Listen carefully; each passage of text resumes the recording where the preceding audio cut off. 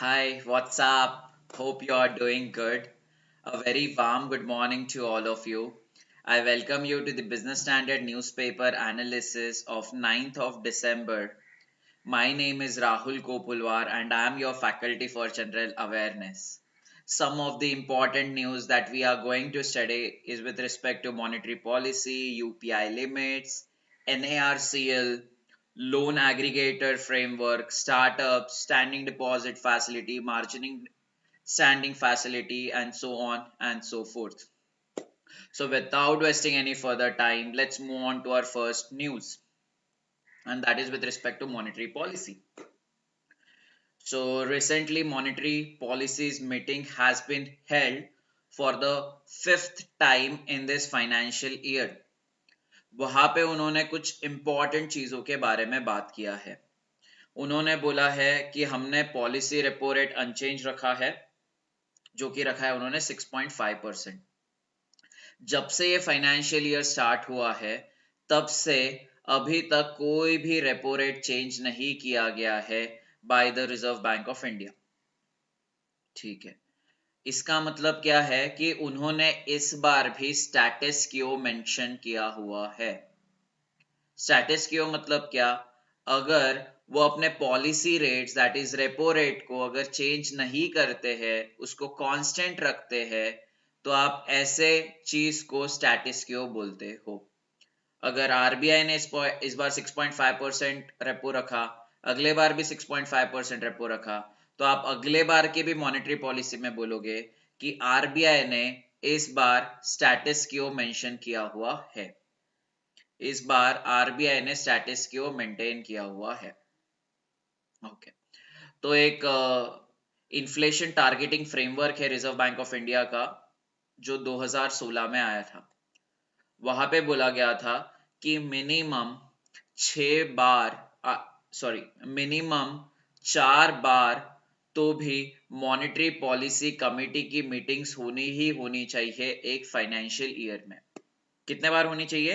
एक financial year में minimum 4 बार तो मीटिंग्स होनी चाहिए मॉनेटरी पॉलिसी कमेटी की, जिसके वजह से इन्फ्लेशन को टारगेट किया जा सके. बट हमारी इंडियन इकोनॉमी इतनी कॉम्प्लेक्स होने के वजह से, इंडियन इकोनॉमी में कंटिन्यूअसली चेंजेस होने के वजह से, इंडियन गवर्नमेंट और आरबीआई को लगा कि 4 बार अगर हम मॉनेटरी पॉलिसी मीटिंग्स करेंगे तो उससे तो हम इन्फ्लेशन को 4% का टारगेट हम अचीव नहीं कर पाएंगे, हम इकोनॉमी को ठीक से नहीं चला पाएंगे. इसीलिए 2016 से अब तक जितने भी फाइनेंशियल ईयर हुए हैं, तब से लेके अब तक 6 बार मॉनेटरी पॉलिसी कमेटी की मीटिंग्स हर साल होती है. 4 बार फ्रेमवर्क में लिखा हुआ है, याद रखिए, मिनिमम 4 बार होना चाहिए. But considering our Indian economy, RBI वो मीटिंग्स 6 बार कंडक्ट करता है. उसको 7, 8, 9, 10 बार भी कंडक्ट किया जा सकता है, 11, 12 बार भी कंडक्ट किया जा सकता है. It's depending on the situation of the Indian economy and at the discretion of the reserve bank of India. Okay, तो मॉनेटरी पॉलिसी कमेटी का काम क्या है? इसका बस यही काम है कि इन्फ्लेशन को मेंटेन रखना with in the desired inflation target of 4 ± 2%. ठीक है, तो मॉनेटरी पॉलिसी कमेटी कितने मेंबर्स की कमेटी है? 6 मेंबर्स की कमेटी है. उसमें तो एक हमारे शक्तिकांता दास होते हैं, जो कि है गवर्नर ऑफ आरबीआई. दूसरे नंबर पे होते हैं deputy governor in charge of the monetary policy, जिनका नाम है एमडी पात्रा.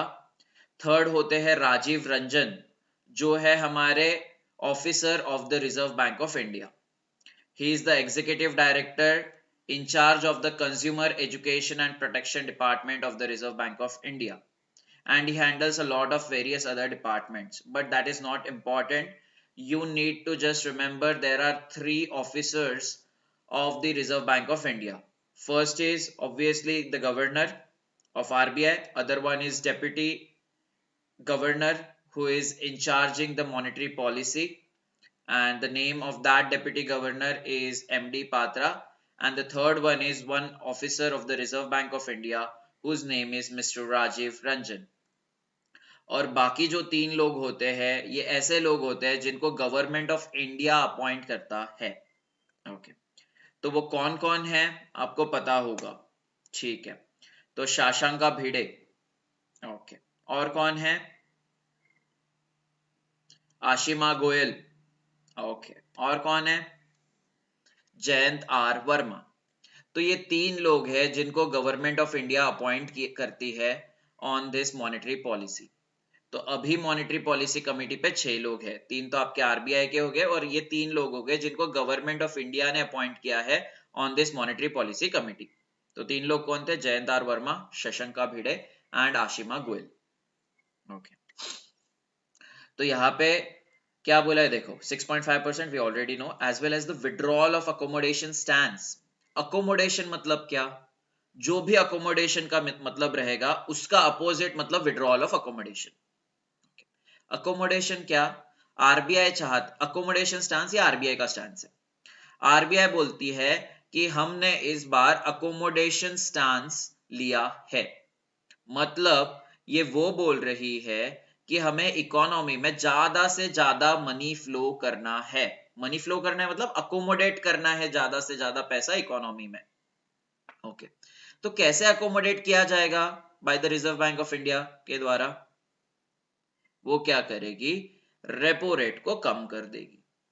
अगर रेपो रेट कम हो जाएगा मतलब जो बैंक लोन लेंगे from the reserve bank of India उनको कम इंटरेस्ट रेट पे करना पड़ेगा to the reserve bank of India in return. और ऑब्वियसली जब बैंक को कम इंटरेस्ट रेट पे लोन मिल रहा है रिजर्व बैंक ऑफ इंडिया से रेपो रेट के माध्यम से, तो वो जो एंड बोरोवर्स रहेंगे जैसे हम जैसे लोग उनको भी तो कम इंटरेस्ट रेट पे पैसा देंगे ना। ओके, तो यहाँ पे क्या हो रहा है, क्योंकि रेपो रेट कम हो गया, पहले मान के चलो 6% का रेपो रेट था और अभी हो गया है 5% का रेपो रेट। तो एक बैंक ने, एसबीआई ने 100 रुपीज का लोन लिया, उस पर उसको 6% देने पड़ रहे हैं to the reserve bank of India, तो उसने पहले 6 रुपए दिए, क्योंकि अभी 5% रेपो रेट हो गया है तो उसने 5 रुपीज पे का interest rate reserve bank of India को दे दिया। जब 6% के हिसाब से एसबीआई लोन ले रहा है तो आगे भी तो ज्यादा इंटरेस्ट रेट देगा ना हम जैसे एंड बोरोवर को। ओके, तो इसके वजह से क्या हो रहा है, एंड बोरोवर को मिल रहा है कितने इंटरेस्ट रेट के हिसाब से, 12% के इंटरेस्ट रेट के हिसाब से। तो उस केस में 100 रुपीज के लोन पे राहुल जैसे बोरोवर को 12 रुपए देने पड़ रहे स्टेट बैंक ऑफ इंडिया को। अभी मान के चलो 5% रेपो रेट हो गया, एसबीआई को 5 रुपए देना पड़ रहा है to the reserve bank of India, तो वो मेरा इंटरेस्ट रेट भी तो कम करेगा ना। उसने मेरा इंटरेस्ट रेट कम कर दिया 10%। तो इस केस में क्या हो रहा है, मुझे तो अभी 10 ही रुपए देना पड़ रहा है, किसको, स्टेट बैंक ऑफ इंडिया को। तो अभी मेरे पास 2 रुपए तो एक्स्ट्रा है ना मेरे जेब में।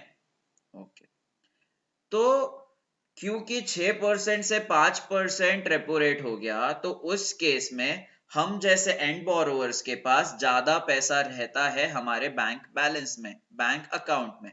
तो इसका मतलब क्या है, इकोनॉमी में ज्यादा से ज्यादा पैसा रहेगा। तो रिजर्व बैंक ऑफ इंडिया जब अकोमोडेशन स्टैंस लेती है उसको इकोनॉमी में ज्यादा से ज्यादा फ्लो करवाना है पैसा।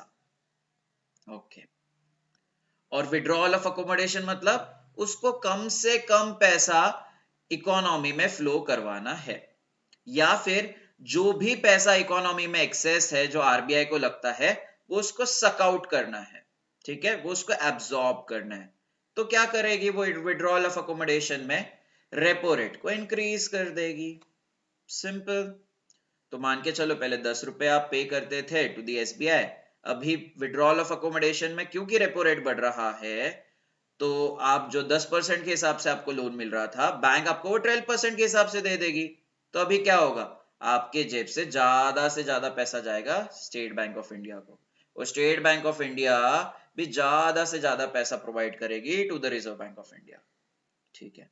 तो रेपो रेट के बढ़ने की वजह से इकोनॉमी से पैसा खींचा जा रहा है, रेपो रेट के कम होने की वजह से इकोनॉमी में ज्यादा से ज्यादा पैसा रह जाएगा।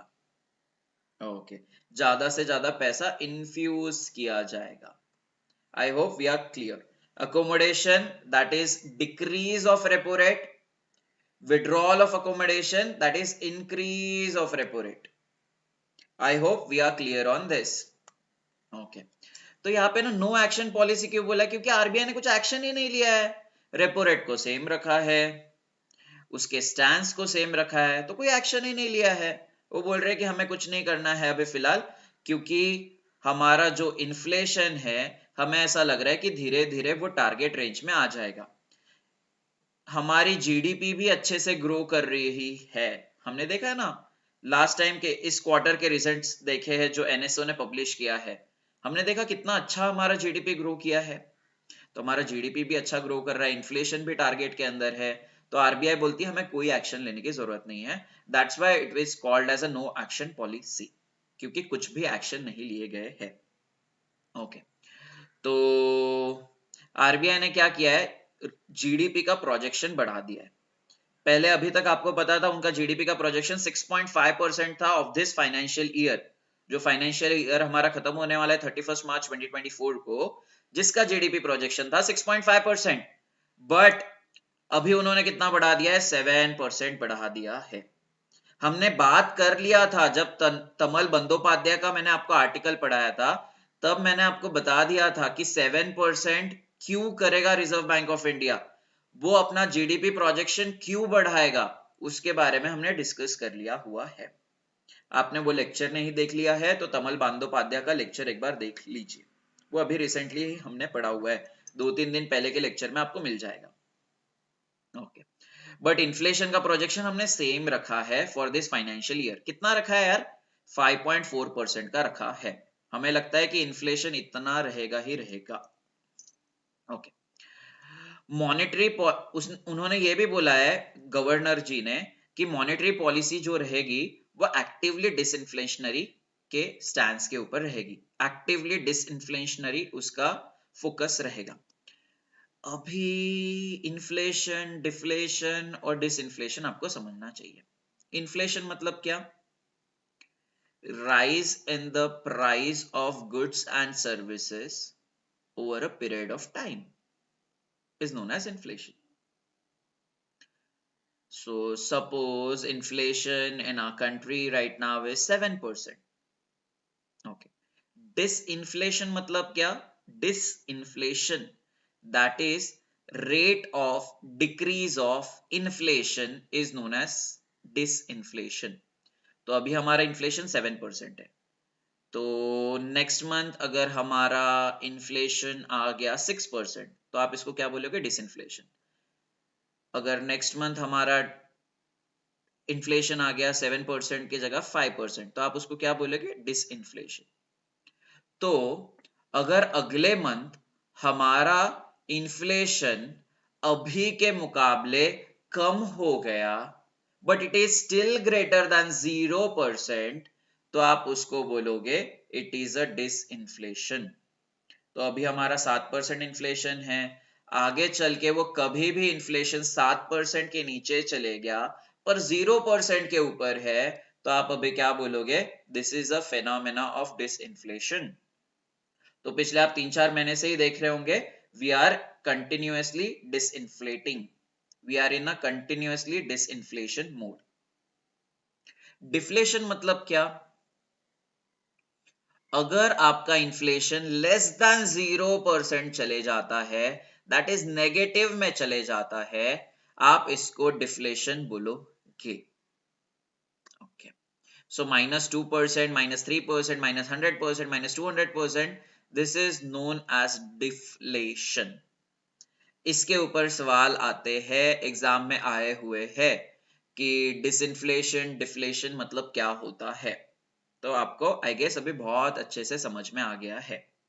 मॉनेटरी पॉलिसी आपको 4 लाइन दिख रही है, बट इसको हमने काफी डिटेल में पढ़ा है। ओके, चलिए लेट्स मूव फॉरवर्ड। एक्विजिशन, यार एक कंपनी है जिसका नाम है GQG पार्टनर्स, उन्होंने 4.7% स्टेक खरीदे हैं GMR एयरपोर्ट इंफ्रास्ट्रक्चर में। किसी किसी को लग रहा है ये न्यूज इंपॉर्टेंट नहीं है, बट इसी तरह का सवाल एक बार आरबीआई ग्रेड बी 2019 में पूछा गया था कि XYZ एंटिटी ने XYZ ABC एंटिटी में कितने परसेंट का शेयर्स अभी खरीदे हैं। तो आपको पता होना चाहिए जी पार्टनर्स ने 4.7% स्टेक खरीदे हैं जीएमआर एयरपोर्ट इंफ्रास्ट्रक्चर में, जिसके वजह से जीक्यूजी पार्टनर्स का अभी स्टेक जीएमआर में हो गया है 12% का। ओके मैंने स्टेक बताया है, फिर भी अगर जिसने नहीं पढ़ा है एक बार पढ़ लो, तो मैं बता ही देता हूँ। स्टेक मतलब क्या? स्टेक मतलब ownership in a company. Okay, stock मतलब क्या? स्टॉक मतलब शेयर। ठीक है, सो राहुल अगर 20 शेयर्स रिलायंस के पास है, out of the total shares of the Reliance, मान के चलो रिलायंस के टोटल शेयर्स है शेयर मार्केट में 100, तो जिसमें से राहुल होल्ड कर रहा है 20 शेयर्स, तो ये 20 शेयर्स राहुल के क्या है? स्टॉक है। ठीक है, राहुल के ये 20 शेयर्स क्या है? राहुल इतने 20 शेयर्स होल्ड करके रखता है, या फिर राहुल इतने 20 स्टॉक्स होल्ड करके रखता है, आप ऐसे बोलोगे। But what is stake? Stake is the ownership of Rahul in that company. तो स्टेक आप कितना बोलोगे यार? 20 शेयर्स बाय 100 शेयर्स, तो ये क्या होगा? राहुल का stake. So 20 by 100 is a 20% is Rahul's stake in the Reliance company, or is the Rahul's ownership in the Reliance company. Stake is nothing but the ownership. So bulk deal, block deal क्या होता है, या आप पुराने video से देख लो मेरे। 18 नवंबर का लेक्चर है और न्यूज 2 में आपको दिख जाएगा what is the difference between bulk deal और ब्लॉक डील, बहुत अच्छे से कर लेना। ओके, नेक्स्ट इज यार, सेंटर ने, गवर्नमेंट ऑफ इंडिया ने ऑनियन एक्सपोर्ट्स को बैन किया है और शुगर केन मिल्स को बोला है कि आप शुगर केन जूस से आप इथेनॉल मत बनाओ। क्यों बोला होगा? इन्फ्लेशन को कंट्रोल करने के लिए, इनके प्राइसेस को कंट्रोल करने के लिए। सिंपल यार, ये तो बार बार चीजें पड़ी हुई है, फिर भी एक बार बात कर लेंगे। ओके, तो यार ऑनियन की प्राइसेस ना बहुत ज्यादा बढ़ रही है। ठीक है, क्यों बढ़ रही है? सिंपल रीजन, क्योंकि यार डिमांड ऑनियन का उतना है, बट वो डिमांड को मीट करने के लिए हमारे पास सप्लाई ही नहीं है। फार्मर्स उतना प्रोड्यूस ही नहीं कर पा रहे ऑनियन जितना डिमांड है। क्यों नहीं कर पा रहे? क्योंकि बारिश नहीं आई है इस साल इतनी, तो बारिश नहीं आई जिसके वजह से ऑनियन का प्रोडक्शन नहीं हुआ। तो ऑनियन का प्रोडक्शन नहीं हुआ मतलब क्या? सप्लाई उतना नहीं हुआ जितना चाहिए था, मतलब सप्लाई आपका कम है एज कंपेयर टू डिमांड। तो जब डिमांड ज्यादा होती है सप्लाई से, तो आपको क्या देखने के लिए मिलता है? महंगाई देखने के लिए मिलता है। ओके, तो यार आपके कंट्री में, इंडिया में ही अगर इतना कम सप्लाई है, तो गवर्नमेंट सोचेगी क्या कि इंडिया से हम ऑनियंस को एक्सपोर्ट करें? ऑब्वियसली नहीं। ठीक है, अगर इंडिया से अगर एक्सपोर्ट कर दे दिया जाएगा ऑनियन, तो उसके केस में क्या हो जाएगा? इंडिया में और कम ऑनियन का सप्लाई रह जाएगा, जिसके वजह से क्या हो जाएगा? ऑनियन की प्राइस और ज्यादा बढ़ जाएगी, क्योंकि सप्लाई बहुत ज्यादा कम हो रहा है ना एज कंपेयर टू डिमांड, तो ऑनियन की प्राइसेस और ज्यादा बढ़ जाएगी। तो ये ऑनियन की प्राइसेस आपकी बराबर रहने के लिए, इन रेंज रहने के लिए, गवर्नमेंट ऑफ इंडिया ने ऑनियन के एक्सपोर्ट्स को बैन किया हुआ है। ओके, शुगर कैन जूस से इथेनॉल बनाने के लिए भी मना किया है। See, ethanol is a very good product, it is kind of a green fuel. इसके वजह से हम बोल रहे हैं कि जो भी क्लाइमेट चेंज हो रहा है, जो भी एयर पॉल्यूशन हो रहा है गाड़ियों के वजह से, वो कम हो जाएगा। क्यों कम हो जाएगा? क्योंकि अगर 100 लीटर्स ऑफ पेट्रोल है, तो उसमें हम बोल रहे हैं कि उसमें हमें 20 लीटर्स ऑफ इथेनॉल तो डालना ही डालना है। एक गाड़ी की, मान के चलो यार, 100 लीटर्स ऑफ पेट्रोल है। ठीक है, तो एक गाड़ी में जा रहा है पेट्रोल, वैसा मत समझो, और एक इजी एग्जांपल ले लो। पेट्रोल का प्रोडक्शन हो रहा है, पेट्रोल बन रहा है विथ 100% क्रूड ऑयल। ठीक है, तो यहां पे हमने बोला है कि जब भी पेट्रोल बनेगा उसमें आपको 20% इथेनॉल डालना ही डालना है। ठीक है, तो जब भी पेट्रोल बनेगा, that would be a mixture of 20% ethanol and 80% pure petrol. मतलब राहुल के पास अगर टाटा हैरियर है तो अभी राहुल के गाड़ी में 100% पेट्रोल जा रहा है, ठीक है। बट अगले 5 साल में, अगले 4 साल में राहुल के गाड़ी में ऐसा दिखेगा कि पेट्रोल 100% जा रहा है, but that would not be 100% petrol. वो पेट्रोल में 20% मिक्स रहेगा आपका इथेनॉल, और बाकी बचा हुआ 80% आपका पेट्रोल रहेगा। तो अगर ये 20% इथेनॉल डालने की वजह से क्या हो जाएगा, जो भी पोल्यूशन निकलता है आपके गाड़ी के एग्जॉस्ट से, जो भी नॉक्स निकलता है, जो भी कार्बन एमिशंस निकलते हैं आपके गाड़ी के एग्जॉस्ट से, वो उससे निकलने वाले पोल्यूशन को कम करेगा आपका इथेनॉल। तो इसलिए हमने बोला है कि 20% इथेनॉल डालने की जरूरत है आपके बचे हुए पेट्रोल में, जिसके वजह से पोल्यूशन जो निकल रहा है एग्जॉस्ट से वो कम हो जाएगा। And this is a very good initiative by our Indian government. तो आप ऐसा बोलोगे सर कि 20% इथेनॉल ही क्यों डालना है, 100% इथेनॉल डाल दे, अगर पूरा का पूरा पोल्यूशन ही उससे कम हो जाएगा। बट ऐसा नहीं हो सकता है ना। हमारे जो इंजिन्स बने हैं गाड़ी के जो सिस्टम बने हुए हैं, वो फिजिबल ही नहीं है 100% पेट्रोल को झेल, 100% इथेनॉल को एब्जॉर्ब करने के लिए, 100% इथेनॉल को झेलने के लिए ही आपके गाड़ी के सिस्टम्स उतने एफिशिएंट है ही नहीं। तो इसलिए हम 100% इथेनॉल नहीं डाल सकते हैं। अगर ऑब्वियसली 100% इथेनॉल डालेंगे तो जिसके वजह से पूरा का पूरा पोल्यूशन जो है पेट्रोल व्हीकल से निकल रहा है वो पूरा का पूरा कम हो जाएगा। ओके तो हमें क्या करना है, 20% ब्लेंडिंग इन पेट्रोल अचीव करनी है बाय द ईयर 25-26। तो इसको हम इथेनॉल सप्लाई ईयर भी बोलते हैं। इथेनॉल सप्लाई ईयर मतलब क्या, 20% हम इथेनॉल का ब्लेंडिंग करेंगे विद द पेट्रोल। तो इथेनॉल सप्लाई ईयर बाय 25-26 ये टारगेट हमें अचीव करना है। इसको और कैसे लिखा जाता है, इसको लिखा जाता है capital E and 20। Capital E 20 मतलब 20% ethanol with petrol, okay, with 80% petrol. तो यहाँ पे बोला गया है कि जो भी शुगर कैन जूसेस से इथेनॉल बना रही है शुगर कंपनीज, उनको हम मना कर देंगे इथेनॉल बनाने के लिए। क्यों? क्योंकि यार शुगर कैन का इतना प्रोडक्शन निकल ही नहीं रहा है, शुगर का इतना प्रोडक्शन ही नहीं निकल रहा है। अगर शुगर का प्रोडक्शन नहीं निकलेगा, बट शुगर की डिमांड तो हमेशा ही उतनी की उतनी है, तो जब शुगर का डिमांड आपका सप्लाई मैच नहीं कर पाएगा तो उसके वजह से क्या होगा, शुगर की प्राइसेस आपको बढ़ती हुई दिखेगी। इसलिए सेंट्रल गवर्नमेंट ने बोला है कि शुगर मिल्स को इथेनॉल बनाना फिलहाल बंद कर देने के लिए, कब बोल दिया है, इस साल में बंद करने के लिए बोल दिया है। इस साल मतलब कब तक, 31 मार्च 2024 तक बनाने को बंद कर दिया गया है by the central government.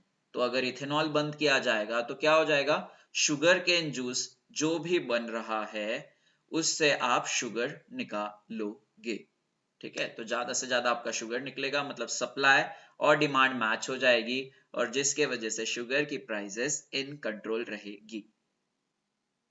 Okay next is about asset under management. Asset under management मतलब क्या, we have already discuss, but फिर मैं एक बार मैं फास्ट में आपको बता देता हूँ। एसेट अंडर मैनेजमेंट मतलब क्या, राहुल ने पैसा इन्वेस्ट किया म्यूचुअल फंड में 100 रुपीज, अक्षय ने इन्वेस्ट किया है 100 रुपीज, मृण्मयी ने इन्वेस्ट किया है 100 रुपीज, श्रेष्ठा ने इन्वेस्ट किया है 100 रुपीज, प्राची ने इन्वेस्ट किया है 200 रुपीज। तो ऐसे 5 लोगों ने मिलके 600 रुपीज म्यूचुअल फंड में इन्वेस्ट किए। कौन से म्यूचुअल फंड में, एसबीआई म्यूचुअल फंड में। तो एसबीआई म्यूचुअल फंड जितना भी पैसा मैनेज कर रहा है on the behalf of this 5 investors, that thing is called as asset under management. तो एसबीआई के पास 600 रुपए है हम जैसे इन्वेस्टर्स के, वो तरह तरह के स्टॉक्स में लगा रहा है, तरह तरह के बॉन्ड्स में लगा रहा है। ओके तो आप इसको क्या बोलोगे, इसको बोलोगे कि एसबीआई का asset under management is 600 rupees.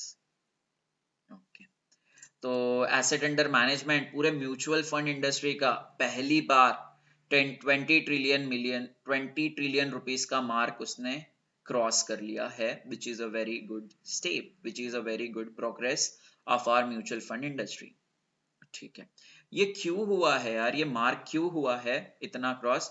Because Indian economy बहुत अच्छे से ग्रो कर रही है। तो इंडियन इकोनॉमी ग्रो कर रही है तो हमें भी तो लगेगा ना, हम जैसे इन्वेस्टर्स को भी तो लगेगा। अगर हम इक्विटीज मार्केट में हमारा पैसा इन्वेस्ट करेंगे तो हमारे शेयर्स भी ग्रो करेंगे। तो राहुल जैसे इन्वेस्टर क्या करते हैं, उनको तो यार शेयर मार्केट के बारे में नॉलेज नहीं है, तो वो क्या करते हैं, म्यूचुअल फंड के पास चले जाते हैं और उनको बहुत ज्यादा अपना पैसा दे देते हैं, क्योंकि उनको अपने रिटर्न्स बनाने हैं।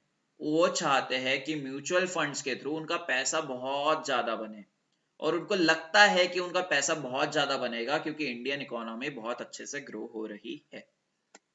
तो यार इंडियन इकोनॉमी ग्रो हो रही है हमें भी तो पता है, बट फॉरेन इन्वेस्टर्स को भी तो पता है, तो इसलिए फॉरेन इन्वेस्टर्स भी बहुत ज्यादा पैसा तरह तरह के म्यूचुअल फंड्स में लगा रहे हैं, तरह तरह के इक्विटीज मार्केट में लगा रहे हैं।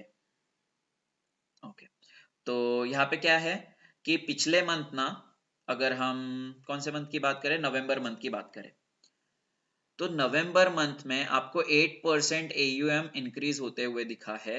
That 8% is equals to 1.5 trillion rupees. और ये 8% हम किससे कंपेयर कर रहे हैं, अक्टूबर मंथ से हम कंपेयर कर रहे हैं।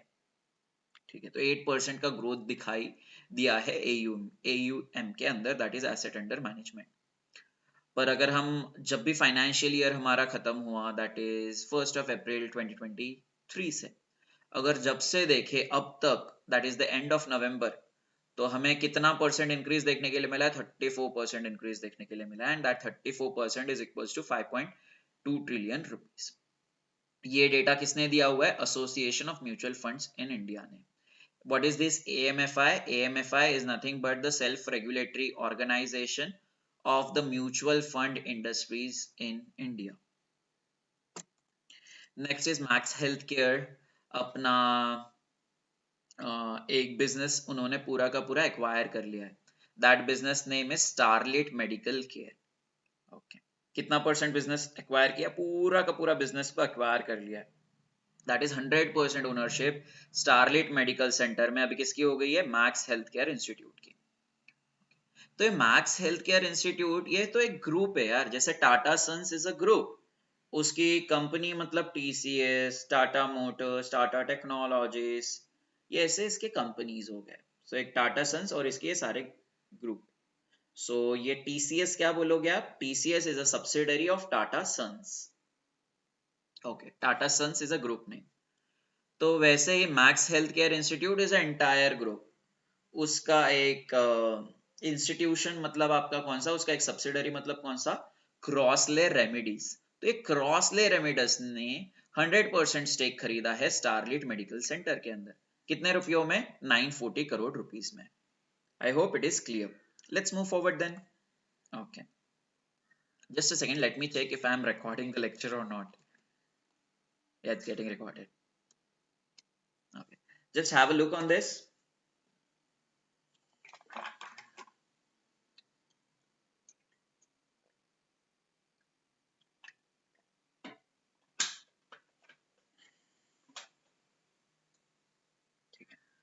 तो नेशनल एसेट रिकंस्ट्रक्शन कंपनी ने 2 कंपनीज के NPA को खरीद लिया है।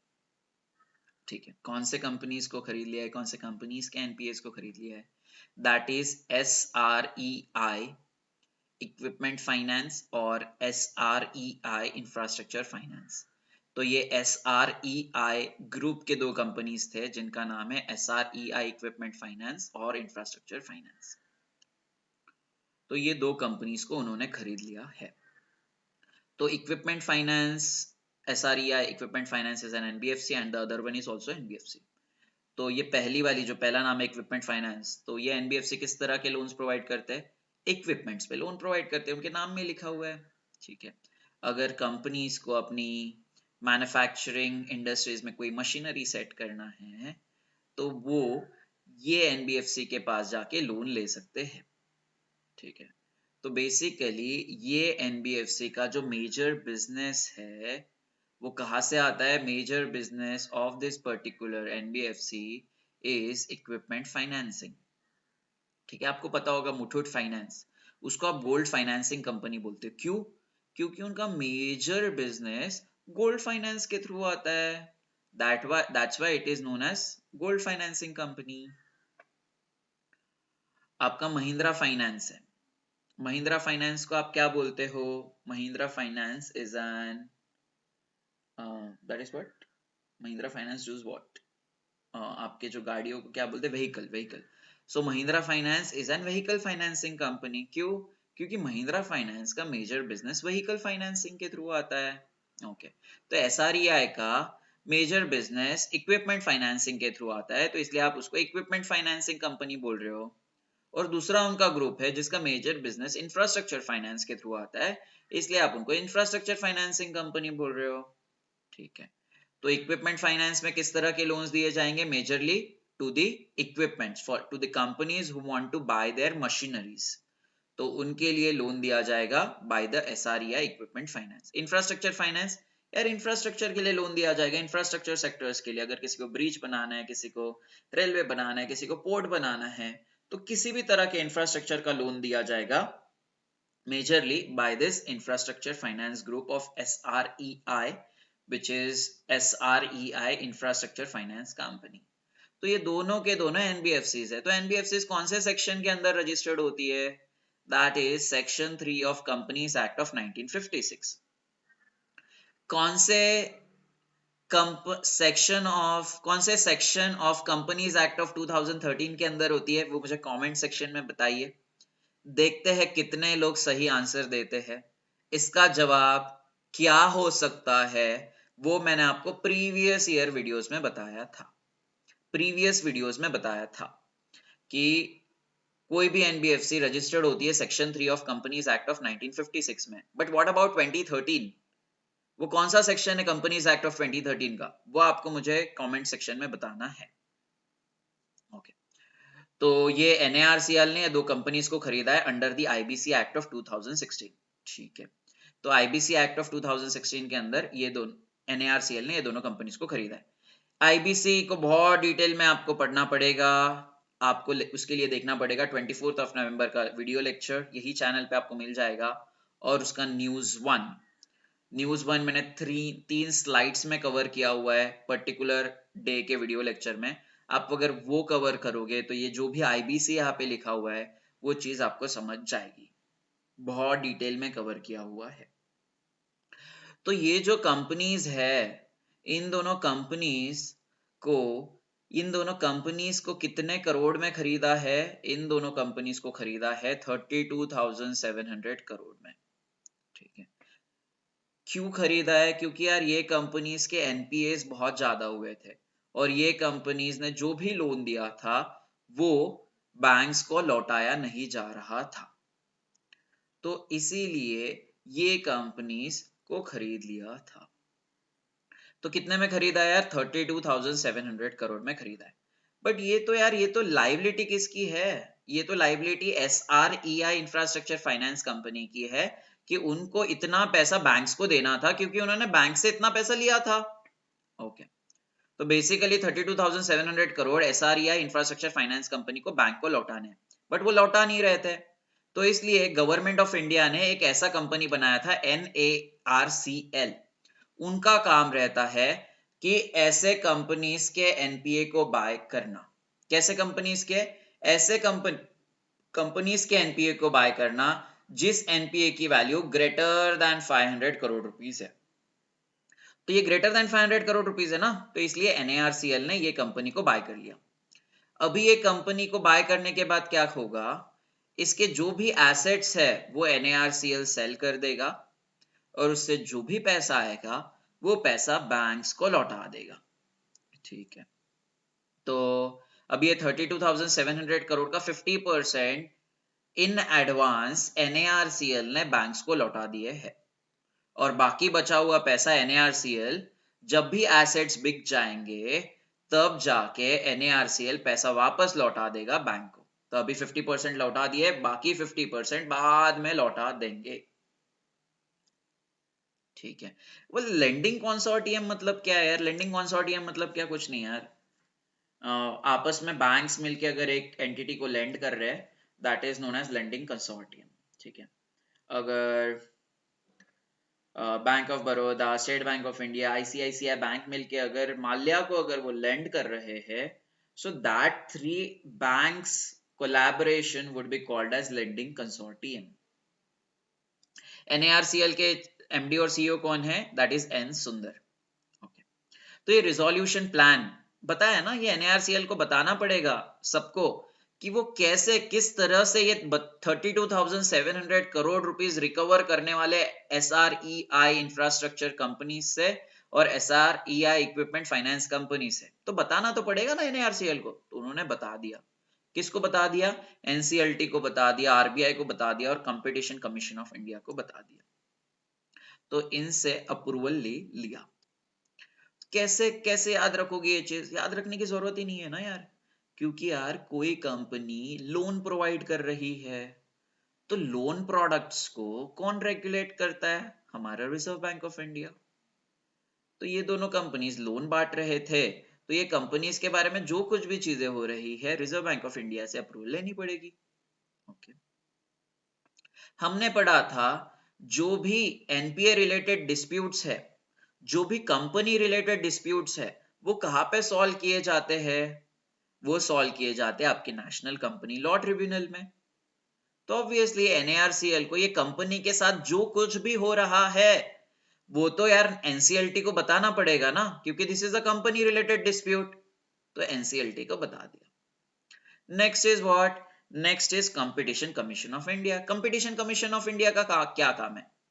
कि उसको ये देखना है कि इंडिया में एक जो कंपनी काम कर रही है फेयर तरीके से अपना बिजनेस कर रही है, फेयर तरीके से सेल कर रही है उसके प्रोडक्ट्स का, एथिकल वैल्यूज वो कंपनी में है, ये चीज देखने का किसका काम है? कंपटीशन कमीशन ऑफ इंडिया का। तो यार ये क्यों की कंपनीज है, तो ये कंपनीज फेयर बिजनेस कंडक्ट कर रही है या नहीं कर रही है, उसके ऊपर देखने का काम किसका है? कंपटीशन कमीशन ऑफ इंडिया का। समझ गया? तो एनएआरसीएल ये तीन लोगों को क्यों अप्रूवल ले रहा है? ये तीन लोगों से क्योंकि इनको बताना जरूरी ही जरूरी है। क्यों और इसको कैसे याद रखना है अभी जस्ट मैंने बताया आपको, आप उसको रिवाइंड करके देख लेना। I hope this is very very clear. Okay, let's move forward. Startup funding, यार क्या हुआ है? इस साल ना हमारे इंडियन स्टार्टअप्स को बहुत कम पैसा मिला है। अगर हम 2022 की बात करें, तो अगर 2022 में अगर हमें 100 रुपीज मिले थे, हमारे इंडियन स्टार्टअप्स को 100 रुपीज मिले थे 2022 में, तो 2023 में वो हमें 72% डिक्लाइन देखने के लिए मिला है।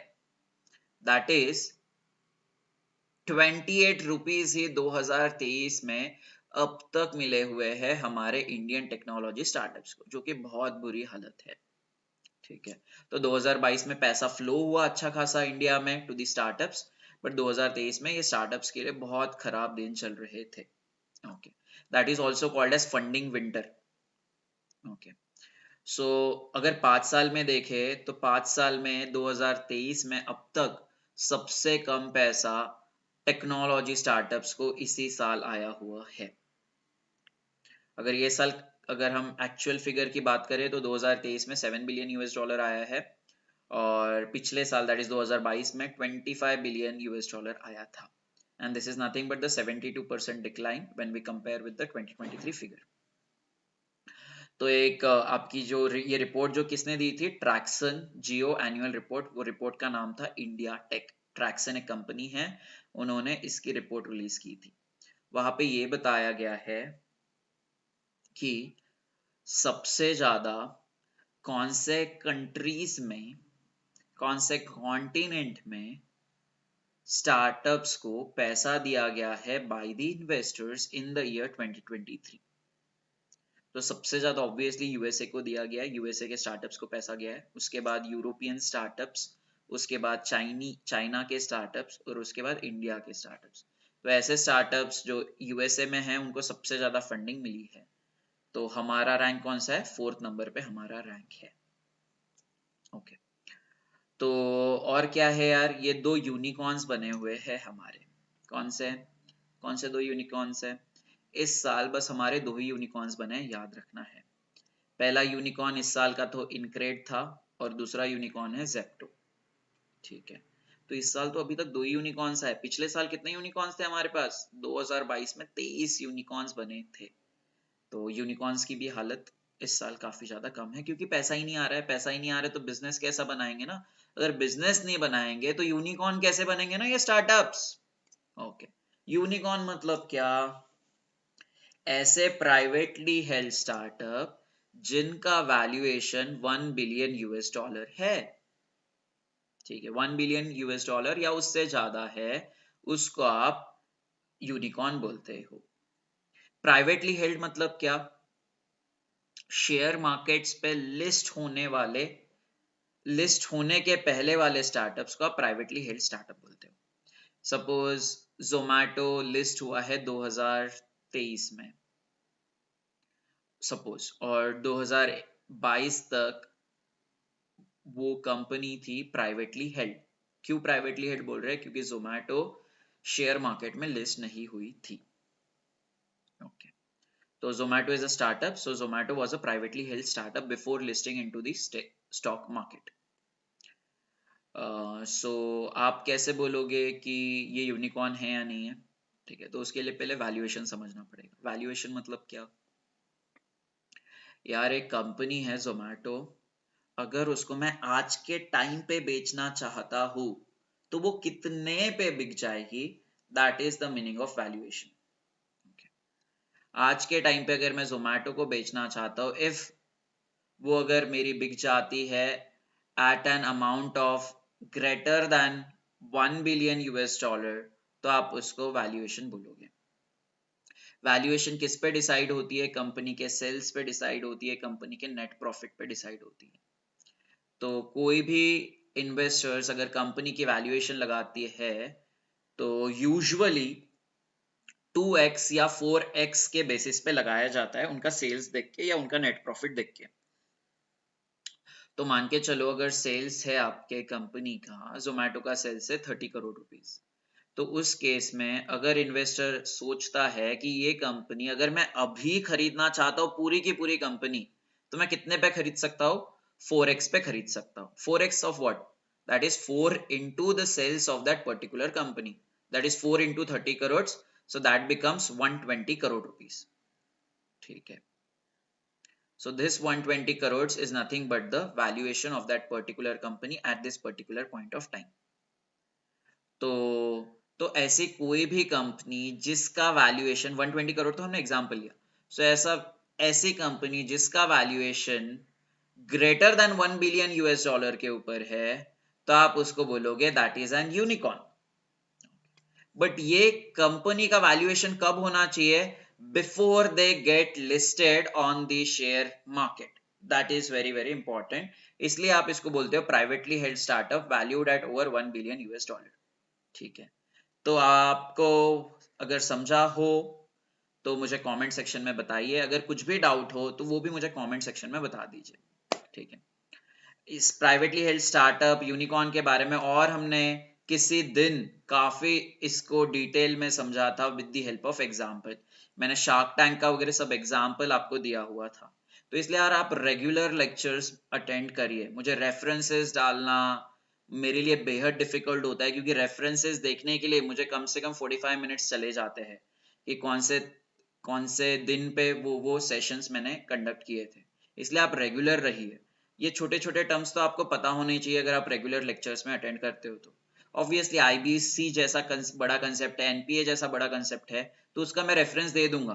बट यार ये वैल्यूएशन वगैरह, यूनिकॉर्न वगैरह, ये आपको ही समझना आना चाहिए, क्योंकि आप रोज रेगुलर लेक्चर्स अटेंड कर रहे हो। Let's move forward. Framework for loan aggregators. Loan aggregator मतलब कौन?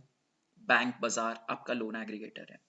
बैंक बाजार क्या करता है? अपने वेबसाइट पे अलग अलग बैंक्स के, अलग अलग एनबीएफसीज के लोन प्रोडक्ट्स डिप्लॉय करता है। लोन प्रोडक्ट्स के बारे में आपको इंफॉर्मेशन देता है। मतलब क्या? ये बताता है अगर राहुल को अगर पर्सनल लोन लेना है तो बैंक बाजार पे राहुल चले जाएगा और ये देखेगा वहां पे जाके कि एचडीएफसी बैंक राहुल को लोन दे सकती है 50 लाख रुपीस का एट 15% इंटरेस्ट रेट। SBI दे सक रही है 50 lakh rupees at 12% interest rate, ICICI bank दे रही है 20 lakh rupees at 2% interest rate. कितने मैच्योरिटी के लिए दी जाएगी वो भी उसमें लिखा रहेगा। तो राहुल बैंक बाजार पे जाके क्या देख सकता है, अलग अलग बैंक्स से उसको कितना लोन मिल सकता है, ये चीज राहुल बैंक बाजार के वेबसाइट पे जाके देख सकता है। सो बैंक बाजार क्या है, लोन एग्रीगेटर है, ठीक है। तो क्यों, क्योंकि वहां पे आप सारे बैंक्स के आप लोन्स देख सकते हो, उसके टर्म्स एंड कंडीशंस देख सकते हो, सब देख सकते हो, और वो लोन्स को आप वहीं से अवेल भी कर सकते हो, ठीक है। तो यहाँ पे हमने देखा गया है कि ये जो ऐसे प्लेटफॉर्म्स हुए बैंक बाजार जैसे, ये राहुल जैसे कस्टमर को उसके माइंडसेट को चेंज करने में काफी ज्यादा बड़ा योगदान उनका होता था। तो राहुल को वो कंटिन्यूअसली बताते रहते थे कि यार आपको ना HDFC बैंक से आप लोन लो, HDFC बैंक से लोन लो।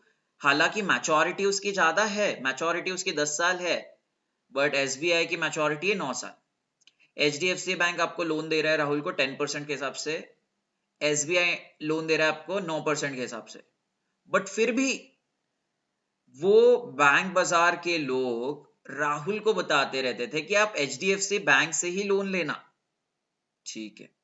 ऐसा क्यों बताते होंगे बैंक बाजार वाले लोग, क्योंकि HDFC बैंक से बैंक बाजार को ज्यादा कमीशन मिलता होगा, ठीक है।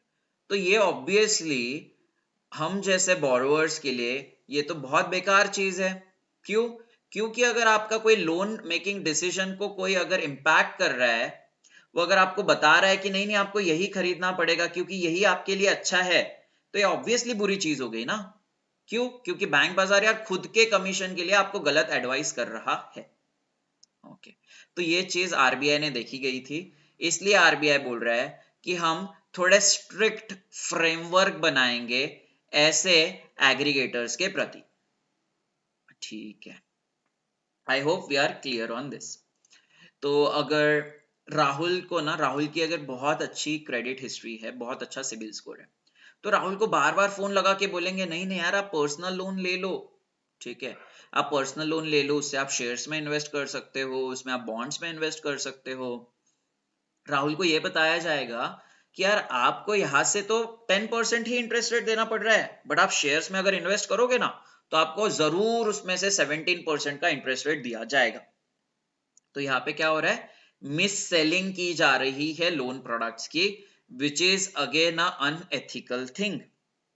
तो इसी चीज को रोक लगाने के लिए रिजर्व बैंक ऑफ इंडिया ऐसा स्ट्रिक्ट फ्रेमवर्क लाने की बात कर रहा है against this loan aggregators, okay. तो इंश्योरेंस एग्रीगेटर भी होते हैं। इंश्योरेंस एग्रीगेटर फेमस वाला कौन सा है आपका, पॉलिसी बाजार, जहां पे जाके आप इंश्योरेंस पॉलिसीज को कंपेयर कर सकते हो और वहां से बाय कर सकते हो, सिंपल। सो लोन एग्रीगेटर मतलब कौन सा, बैंक बाजार, जहां पे आप जा सकते हो, बैंक के लोन्स देख सकते हो और उसको बाय कर सकते हो, सिंपल, ओके। तो अभी हमारे पास ऐसा ऑलरेडी फ्रेमवर्क है, बट उसको और स्ट्रेंथन करने का काम RBI अभी करने वाली है, तो उसके लिए वो फ्रेमवर्क निकालने की बात कर रही है, ओके। तो ये जो इसका जो फ्रेमवर्क, ये लोन एग्रीगेटर के प्रति फ्रेमवर्क लाने की बात किसने की थी, ये बात इसका रिकमेंडेशन किया था जयंत कुमार डैश ने, ठीक है। The working group on digital lending form किया था रिजर्व बैंक ऑफ इंडिया ने, chairman under the chairmanship of Jayant Kumar dash. उन्होंने बताया था कि हमें ना लोन एग्रीगेटर के प्रति ऐसा ऐसा फ्रेमवर्क लाना चाहिए। तो अभी जैसे मैंने बोला था ऑलरेडी फ्रेमवर्क है हमारे पास, बट उसको और स्ट्रेंथन करने के लिए RBI कुछ अभी स्टेप्स लेगा। सजेशंस दिए गए थे अगस्त 10, 2022 में, उसको इंट्रोड्यूस किया है by the RBI in the mid of August and September 2022, okay.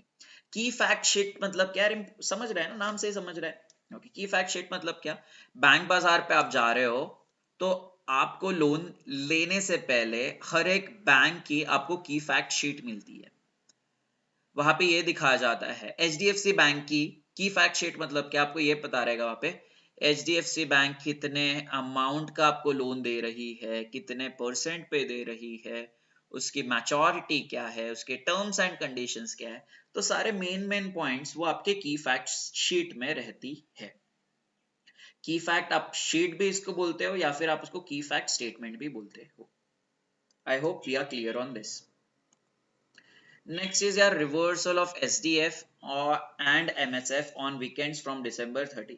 ये बहुत बड़ा सेशन हो गया है, बट ये होगा ही होगा। जिस दिन भी मॉनेटरी पॉलिसी आएगी उस दिन समझ लेना कि न्यूज़पेपर में बहुत सारी पढ़ाने वाली चीजें होती है, तो इसलिए ये सेशन में बहुत ज्यादा न्यूज है। तो kindly be patient and watch at your own pace, but hardly और 10 मिनट या 15 मिनट लग जाएंगे। Okay, so kindly read this. I'll just have water till that.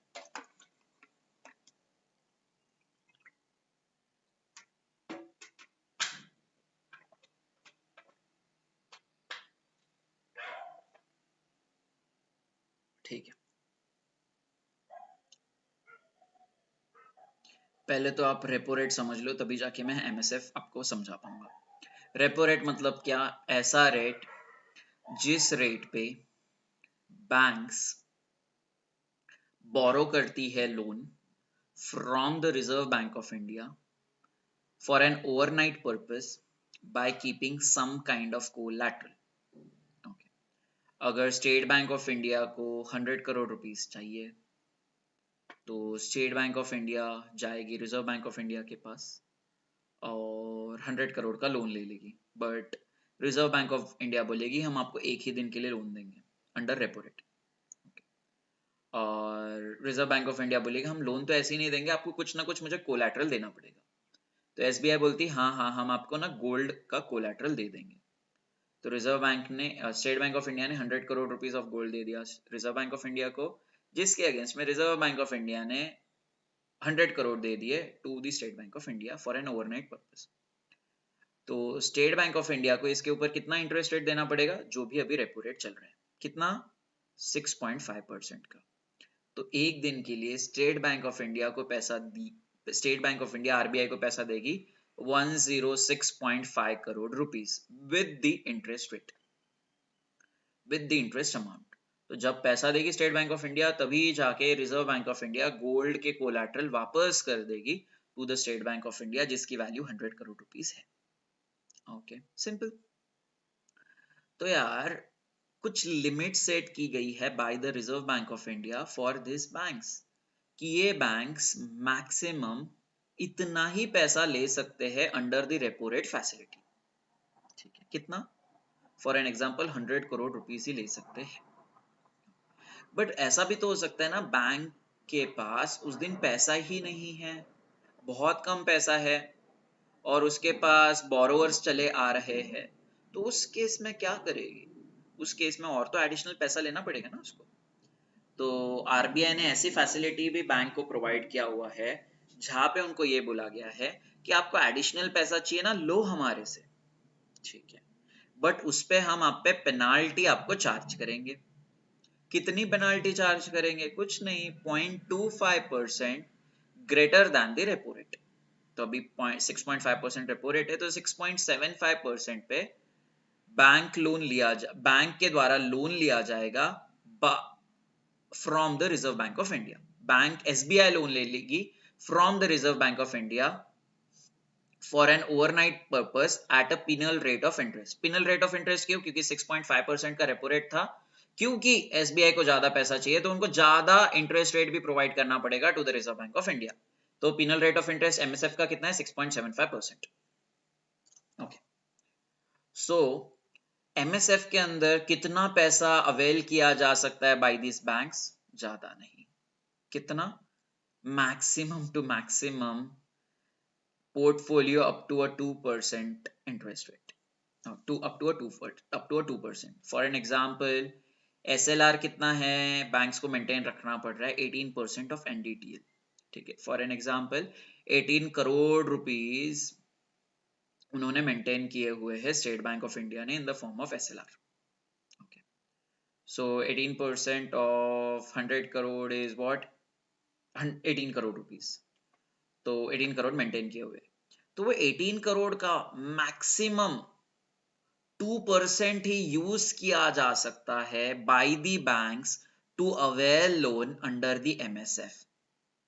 तो 2% ऑफ 18 करोड़ कितना हो गया? 1.8, 3.6, 3.6 करोड़ रुपीस का ही एक्स्ट्रा अमाउंट बैंकों के द्वारा लिया जा सकता है under this MSF facility at a penal rate of interest that is of 6.75%.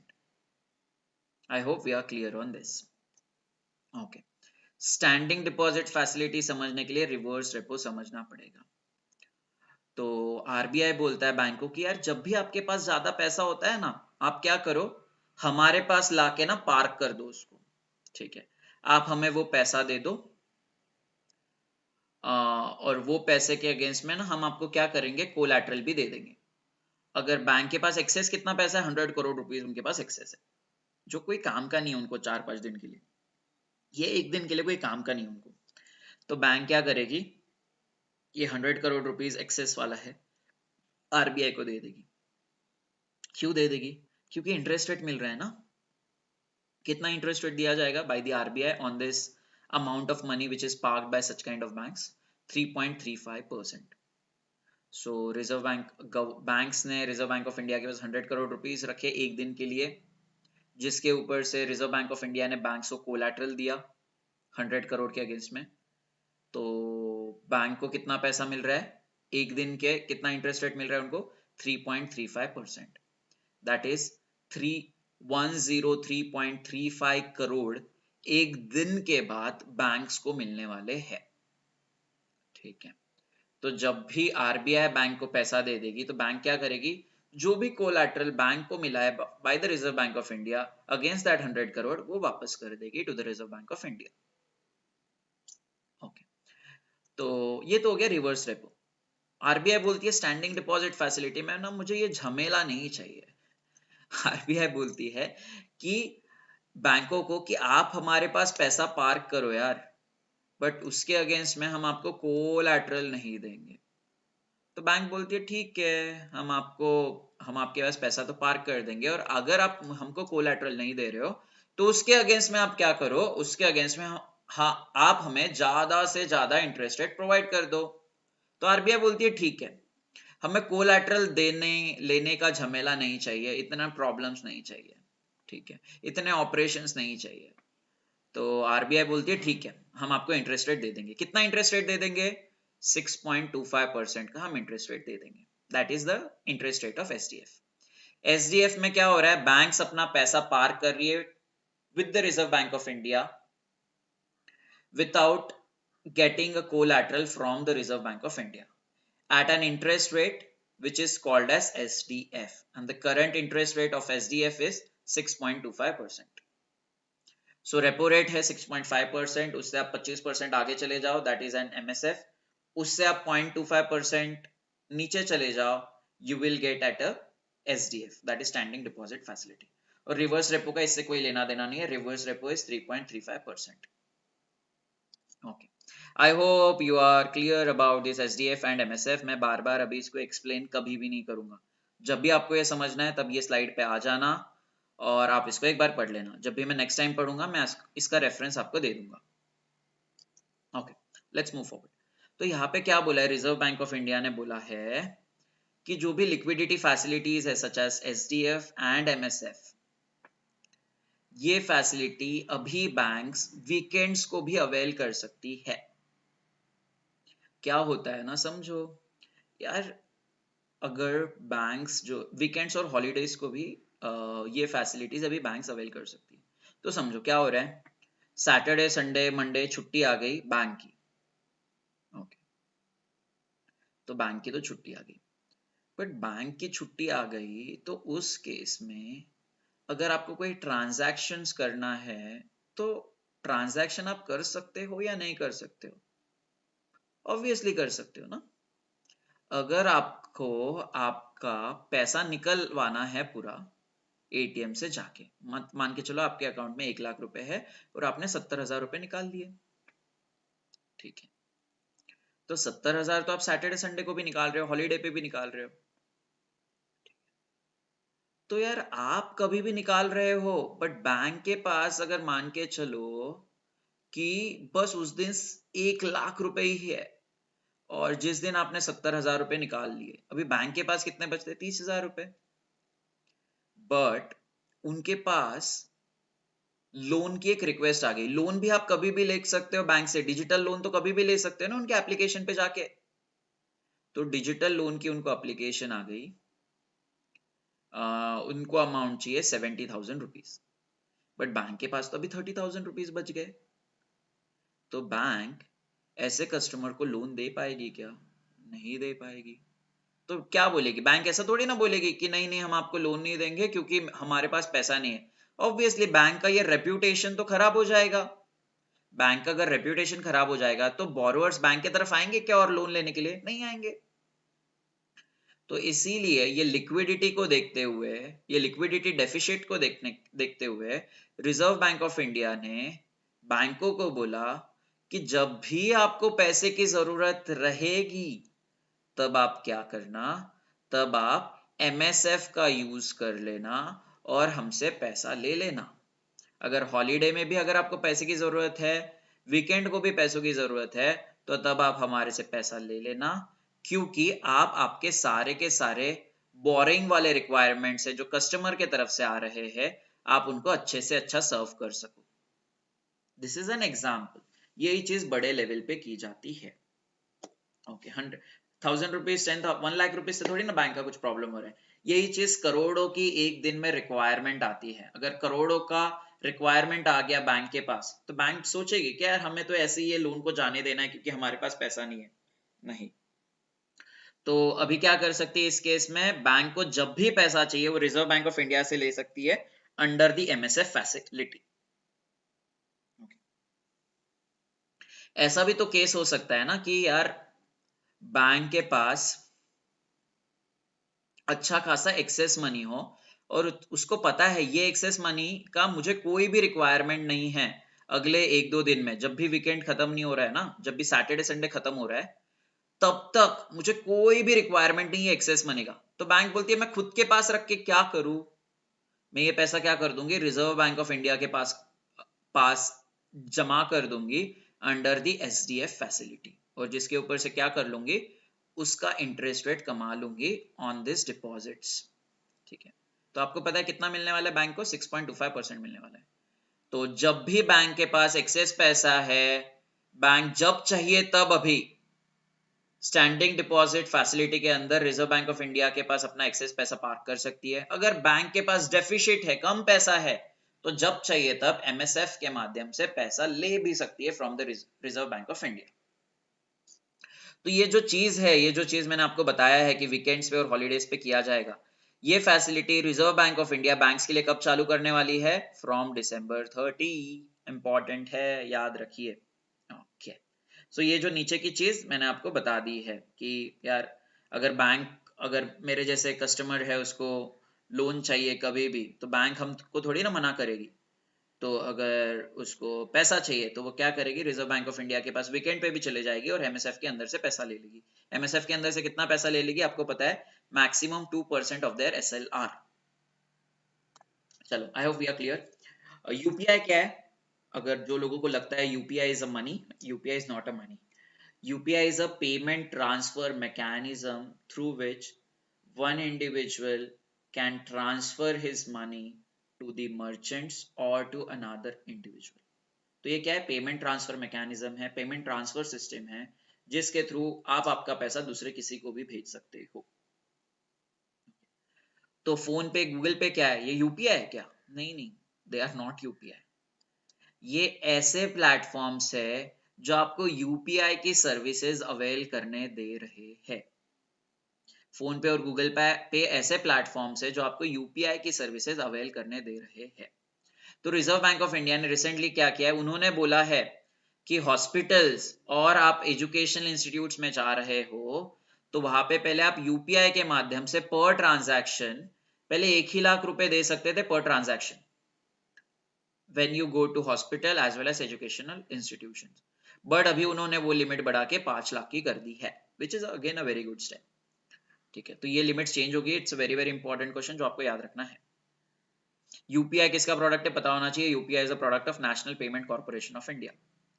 ठीक है, ये लिमिट्स है UPI limits for normal transaction in UPI. अगर मुझे मेरे फ्रेंड को पैसा भेजना है तो मैं कितना मैक्सिमम भेज सकता हूँ, up to 1 lakh rupees per transaction.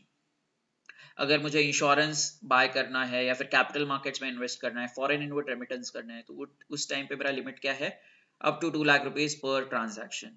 अगर मुझे आईपीओ खरीदना है या फिर मुझे रिटेल डायरेक्ट स्कीम में अगर पैसा लगाना है, तो for that the limit is up to 5 lakh rupees per transaction.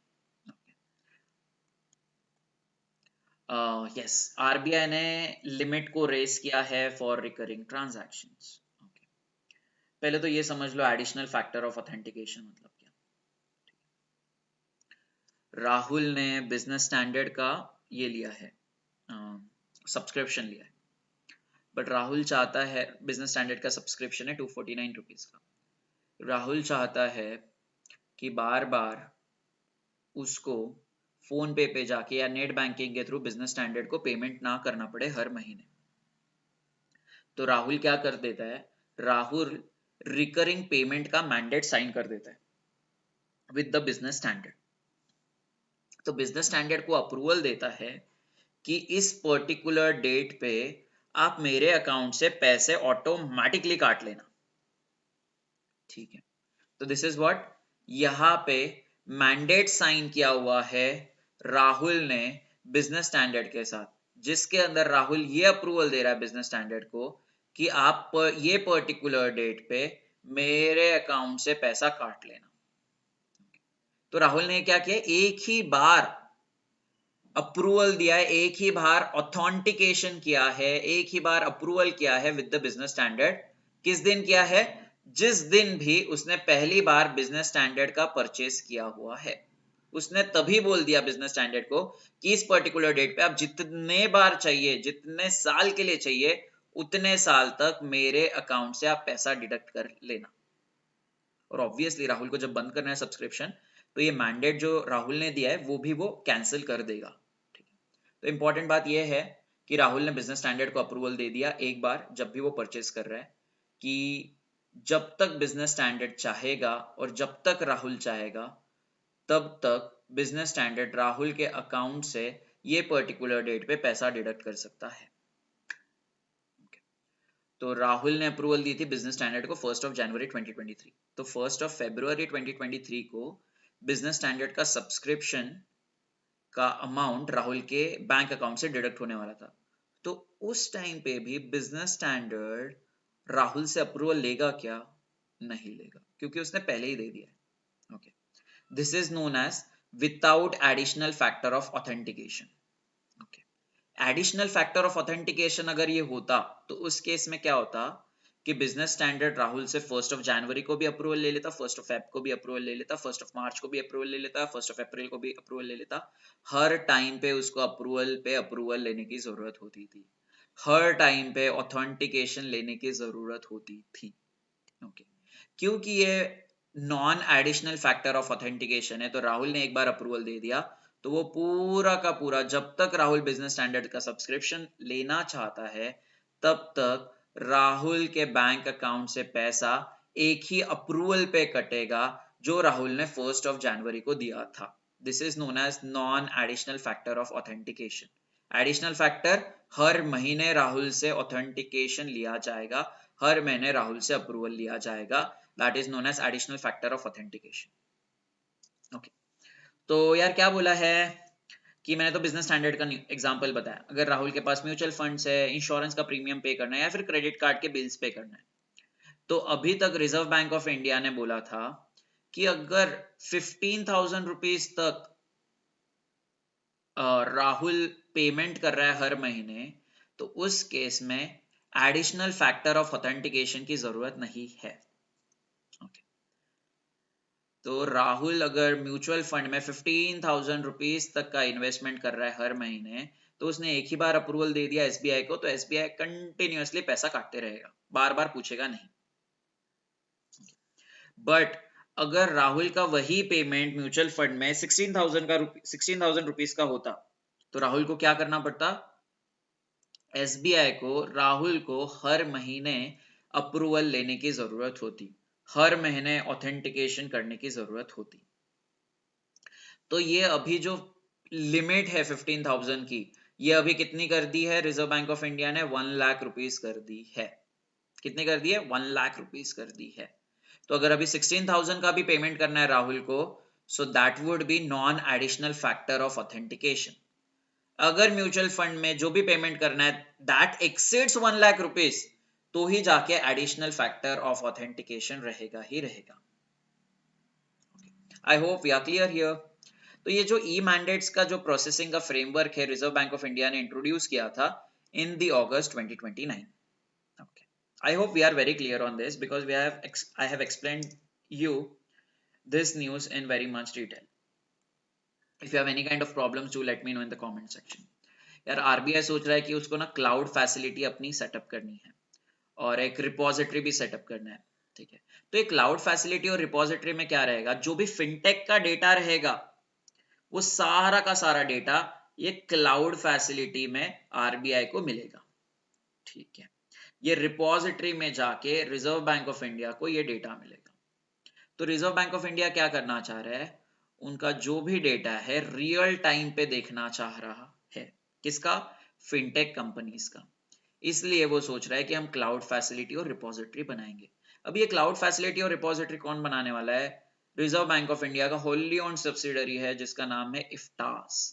तो ये इफ्टास टेक्नोलॉजी रिलेटेड रिक्वायरमेंट्स को पूरी करता है of the reserve bank of India. तो cyber security related IT services को देखने के लिए हमारे पास रिजर्व बैंक ऑफ इंडिया की अलग एंटिटी है जिसका नाम है ReBIT, that is reserve bank information technology. Again this reserve bank information technology is the wholly owned subsidiary of the reserve bank of India.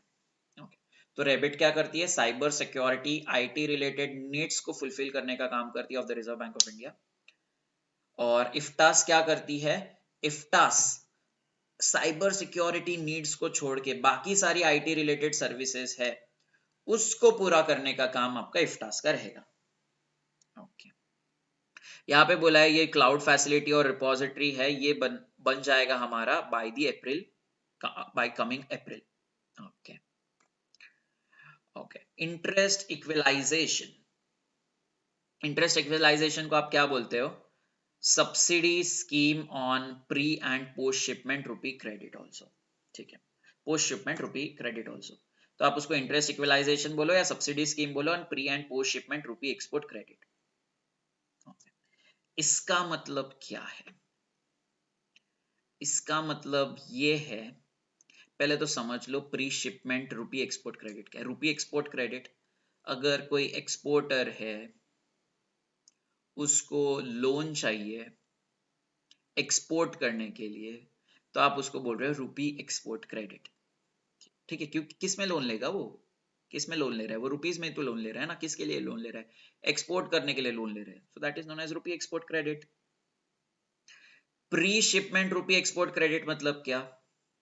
यार शिपमेंट के पहले जो भी चीजों के लिए पैसा लग रहा है एक्सपोर्टर को, that is known as what? That is known as pre export credit. For an example, exporter को एक्सपोर्ट करना है 100 बॉर्बन बिस्किट टू यूएसए, तो बॉर्बन बिस्किट के लिए जो भी रॉ मटेरियल लग रहा है वो एक्सपोर्टर को दिया जाता है under the pre shipment rupee export credit. तो गुड्स शिप करने के पहले जो भी पैसा लग रहा है एक्सपोर्टर को, that money the exporter would be getting from the banks under the pre-shipment rupee export credit. Post shipment मतलब क्या? उसने तो यार गुड्स को शिप कर दिए इंडिया से, 100 बिस्किट को उसने शिप कर दिए इंडिया से, बट इंपोर्टर बोलता है कि हमारे पास अभी पैसा नहीं है, हम आपको जो भी पैसा देंगे 3 महीने के बाद पैसा देंगे। तो इस केस में एक्सपोर्टर को तो पैसा चाहिए रहेगा ना, तो एक्सपोर्टर क्या करेगा? बैंक के पास जाएगा और बैंक से लोन ले लेगा under the post shipment rupee export credit category. तो शिपमेंट के बाद जो भी पैसा एक्सपोर्टर को चाहिए, exporter can avail that under post shipment rupee export credit. Shipment के पहले जो भी पैसा एक्सपोर्टर को चाहिए that he will receive under the pre shipment rupee export credit. तो यहाँ पे क्या बोला यूनियन गवर्नमेंट ने कि अभी तक उनका कुछ बजट था कि प्री शिपमेंट रुपी पे हम इतना पैसा देंगे, pre post shipment rupee export पे हम इतना पैसा देंगे, बट अभी उन्होंने इस पे बढ़ा दिया है, इसकी लिमिट अभी उन्होंने बढ़ा दिया है। कितने से बढ़ा दी है? 2500 करोड़ से बढ़ा दी है।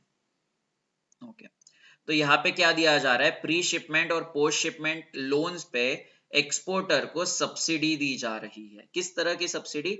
इंटरेस्ट सब्सिडी दी जा रही है इनके लोन्स पे। ठीक है, तो वो इंटरेस्ट सब्सिडी का देने वाला पैसा मान के चलो 1000 करोड़ था। ठीक है, 10,000 करोड़ था। तो अभी तक 10,000 करोड़ तो था, बट हमें पता है यार एक्सपोर्ट तो हमें बढ़ाना ही है, एक्सपोर्ट तो बढ़ाना ही है। तो उस केस में क्या करना पड़ेगा? सब्सिडीज भी तो देना पड़ेगा ना एक्सपोर्टर को।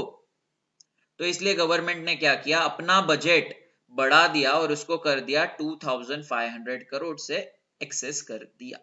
सो अगर पहले 10,000 करोड़ था तो ये बजट बढ़ा के अभी 2500 करोड़ से बढ़ा के उसको 12,500 करोड़ कर दिया है।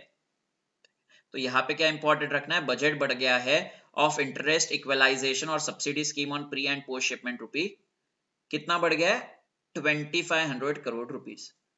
तो ये 2500 करोड़ रुपीस कब तक दिए जाएंगे? Up till June 30 of coming year, that is 2024। Okay, तो इसके बारे में पीआईबी में बहुत अच्छे से दिया हुआ है, क्योंकि मैं बिजनेस स्टैंडर्ड न्यूज़पेपर एनालिसिस करता हूँ, उसके सेशंस आपके सामने लाता हूँ, तो इसलिए पीआईबी की न्यूज मैंने यहाँ पे कवर नहीं की है। इसके बारे में बहुत अच्छी सी डिटेल आज के पीआईबी में अच्छा, परसों के पीआईबी में आया हुआ है। तो वो पीआईबी में आप जाओगे तो आपके इसके बारे में सारी इंफॉर्मेशन अच्छे से मिल जाएगी। ठीक है, that 10,000 crore I told you, that was an example. तो इस केस में ये जो एडिशनल बजट रखा हुआ है, इस केस में कौन से लोगों को हेल्प की जाएगी? एक्सपोर्टर्स को हेल्प की जाएगी, कुछ कुछ सेक्टर्स के, बिजनेस स्टैंडर्ड में लिखा हुआ नहीं था। और कौन से एक्सपोर्टर्स की हेल्प की जाएगी? और बाकी सारे मैन्युफैक्चरर्स। कौन से manufacturers? MSME manufacturers. MSME manufacturers जो है, जिनको अपना प्रोडक्ट्स एक्सपोर्ट करना है, उनको भी इसके अंदर हेल्प की जाएगी। ओके, किसके अंदर? सब्सिडी देने में उनको हेल्प की जाएगी। अब यार यूनियन कैबिनेट ने और कुछ बोला है कि जो भी चीजें फूड ग्रेन्स, जो भी लोग फूड ग्रेन्स का मैन्युफैक्चरिंग कर रहे हैं, शुगर बेच रहे हैं, वो उसको उनको जूट बैग में ही पैकिंग करनी है। ठीक है, क्या बोला है? Under which it will be compulsory to pack 100% of food grains and 20% of sugar in jute bags.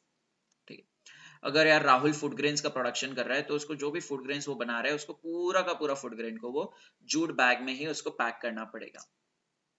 अगर राहुल की कंपनी 100 टन्स ऑफ शुगर बना रही है तो उसमें से 20 टन्स ऑफ शुगर को ही उसको जूट बैग में पैक करना पड़ेगा। ठीक है, लेट्स मूव फॉरवर्ड।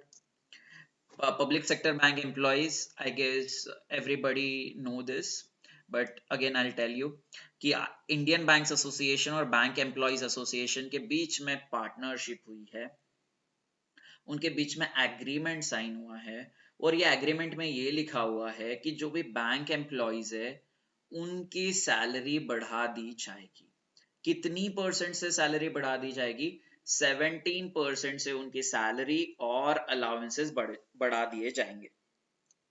कब तक कर दिए जाएंगे? For the next 5 years। सो कितने से कर दिए जाएंगे? 17% से उनकी सैलरी और अलाउंसेस बढ़ दिए जाएंगे फॉर द नेक्स्ट 5 years। और ये जो इंक्रीज हुआ है, जो 17% की सैलरी का वेज रिवीजन हुआ है, ये इनको कब से दिए जाने वाला है? ये इनको दिया जाने वाला है फ्रॉम नवंबर 2022। ओके, तो जो भी पैसा अभी तक नहीं आया है नवंबर 2022 से, जो भी 17% इंक्रीज मिलने वाला है, ये अभी आगे आने वाले 180 दिन के अंदर बैंक एम्प्लॉइज को आ जाएगा।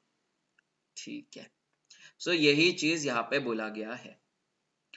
और इंडियन बैंक्स एसोसिएशन ने गवर्नमेंट को रिकमेंडेशन किया हुआ है, गवर्नमेंट की अप्रूवल मांगा है कि यार हर सैटरडे, संडे तो छुट्टी होती है, हर सैटरडे भी हमें बैंक एम्प्लॉयज के लिए छुट्टी चाहिए। कौन से बैंक एम्प्लॉयज के लिए? सारे बैंक एम्प्लॉयज के लिए छुट्टी होनी चाहिए, ऐसा आईबीए ने बोला है। अभी ये आईबी ने ये रिकमेंडेशन किया हुआ है गवर्नमेंट को, कौन से एक्ट के माध्यम से किया हुआ है? That is negotiable instrument act of 1881, which is a very important thing to know. IB ने रिकमेंड तो किया है कि हर सैटरडे छुट्टी होनी चाहिए, बट कौन से एक्ट के अंदर उन्होंने ये रिकमेंडेशन किया है? That is negotiable instrument act of 1881। And this is the last news. हमारा निफ्टी 50 है, वो सबसे पहली बार 21,000 के मार्क को उसने रीच कर लिया है। ठीक है, 20,000 के मार्क को इसने कब रीच किया था वो भी पता होना चाहिए। उसने रीच किया था कब? सितंबर 11 2023 को। 21,000 का मार्क उसने अचीव किया है दिसंबर 8 2023 को। अब ये 20,000 से 21,000 आने के लिए उसको कितने ट्रेडिंग डेज लगे? उसको ट्रेडिंग डेज लगे बस 60। कितने? 60 ट्रेडिंग डेज में वो 20,000 से 21,000 के मुकाम पे पहुंच गया है। ओके, सो 11,000 निफ्टी का पूछा था? जनवरी 23 2018। छोड़ो, ये पढ़ने की जरूरत नहीं है, बस ये याद रखना 11,000 से 21,000 निफ्टी बस 6 साल में चले गया है। ठीक है, तो 21,000 का निफ्टी अचीव होने के लिए कितना टाइम लगा? 60 ट्रेडिंग डेज लगे when we compare that with 20,000 nifty. So this is an important stuff that you need to remember. And okay, the last news, I guess you should read this news. This is something related to pharmaceutical. ठीक है, मैं बता ही देता हूँ, it's very easy. ठीक है, so यार sickle cell anaemia ना, ये एक आपकी इनहेरिटेड ब्लड डिसऑर्डर है। तो इसको ट्रीट करने के लिए यूएस के फूड एंड ड्रग एडमिनिस्ट्रेशन ने दो टेक्नोलॉजीज को, दो थेरेपीज को अभी रिसेंटली उन्होंने अप्रूवल दिया है। मतलब क्या? ये दो थेरेपीज का यूज करके अभी सिकल सेल एनीमिया को क्योर किया जा सकता है। ओके, तो कौन से दो थेरेपीज थे? एक थेरेपी है लिफजेनिया और एक थेरेपी है कैसगेवी। ठीक है, ये लिफजेनिया किसकी है therapy? Blue bird bio is the company. और कैसजेवी ये ट्रीटमेंट किसकी है? ये ट्रीटमेंट और थेरेपी है वर्टेक्स फार्मास्यूटिकल और क्रिस्प थेरेपैटिक्स की। ठीक है, तो ये जो टेक्निक्स है, ये जो थेरेपीज है, कौन से एज ग्रुप के ऊपर वाले लोगों पे यूज की जाएगी? सो कौन से एज ग्रुप वाले लोगों पे? जिनकी उम्र 12 साल से ऊपर है। ये चीज हम क्यों पढ़ रहे हैं?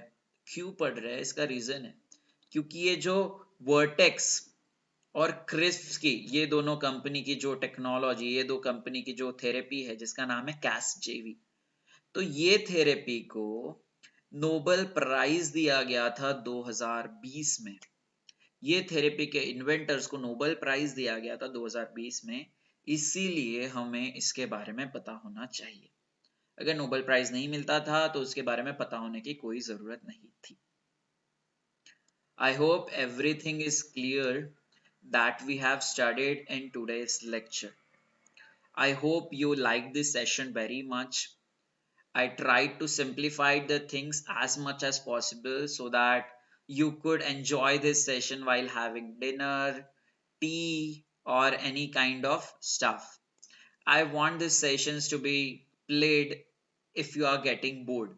So that's my real intention for starting this channel and for starting the Business Standard Newspaper Analysis Initiative.